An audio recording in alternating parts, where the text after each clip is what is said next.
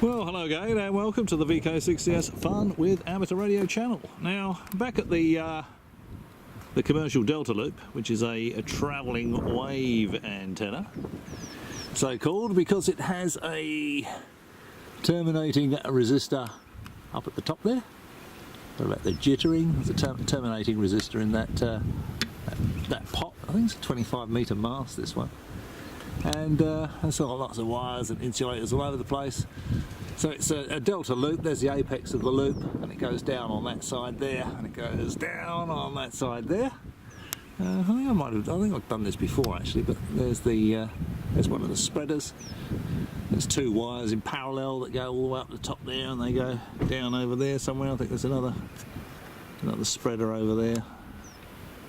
I can't quite see in this display, but I think you get the picture. It's quite, it's quite a reasonable commercial HF antenna, this one. Now, just for fun, I thought I'd put the UKIT's Analyser on it and just have a look at the response. Now, bear in mind it's a terminated antenna, so you'd expect it to be pretty flat. Okay, so let's do that.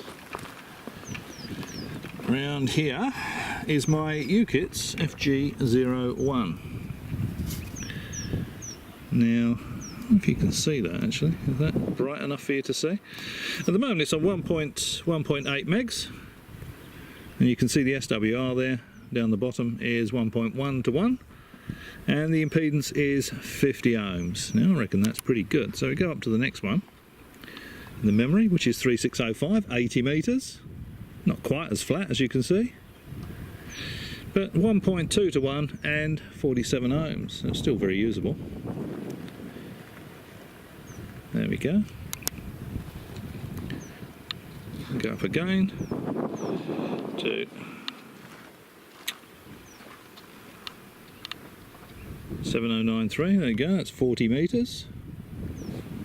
That's 7093, it's 1.3 to 1, 1.4 to 1, and 50 ohms. Okay, it's not quite as flat, but that's still not going to bother a solid state transmitter. I've got the FT857 connected to it at the moment. I've got the volume turned, no I haven't, I've got this connected to it at the moment, but just now I had the FT857 connected to it. And just broke into a QSO with a couple of VK2s. So just running 100 watts at the moment from the 857 over in WA. There we go. So on 30 metres, 10.1 megs, 1.4 to 1 and 50 ohms. Actually, that looks a little bit brighter. I'm just going to go back to 1.8 in case you couldn't see that. Yeah, there we go. Look at that. 1.8 megs, 1.1, 1.2 to 1 and 50 ohms. I'll tell you what, if you felt so inclined to put on your cardboard pirate hat and eye patch, you could go on medium wave with this antenna, I reckon. Do a bit of broadcasting. Tusk.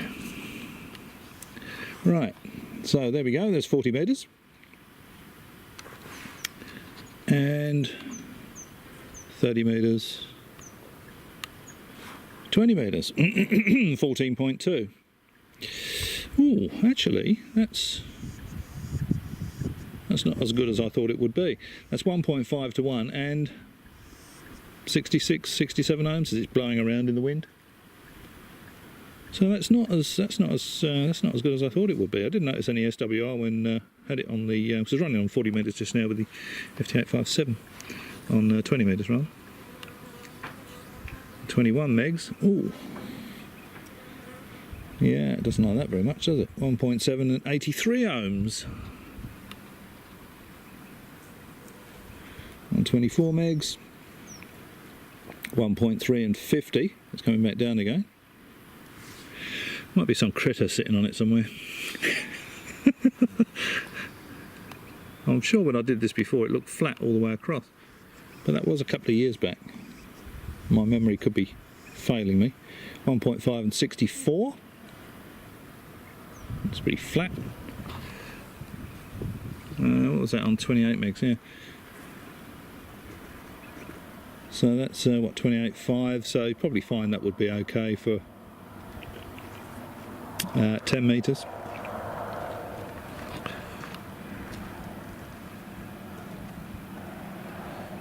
And, ooh, blimey, I don't know if it's supposed to work there, but 1.2 to 1 and 55 ohms on 52.8 megs.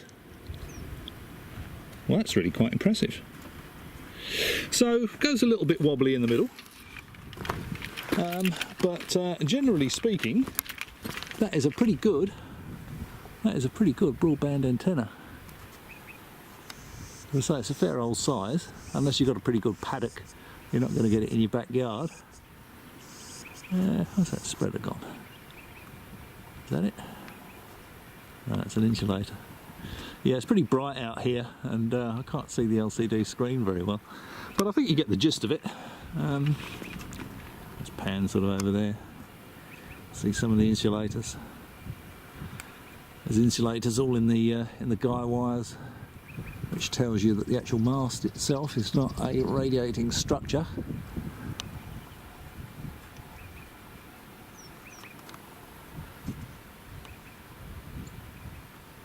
And the radiating part of it is the big pair of delta wires that go down to there. That spreader there. They're in parallel. I don't know if you can see the wires, but they go up like that. Yeah, you can see the wires there.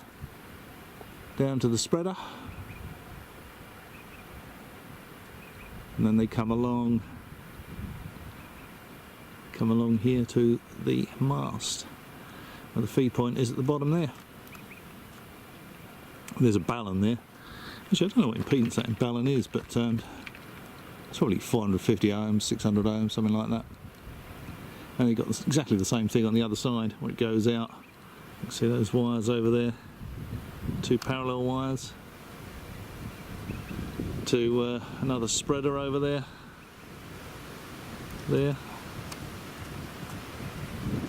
And they go up in the air. They've gone up and up and up. They come to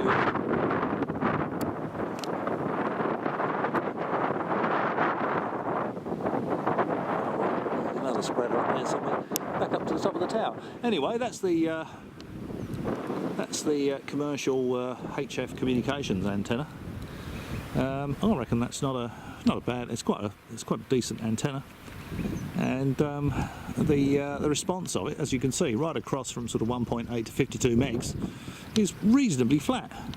Goes a bit wobbly in the middle, but it's probably not too bad. All right, well. I hope you found that interesting, as always. Thanks for watching, and I'll catch you next time.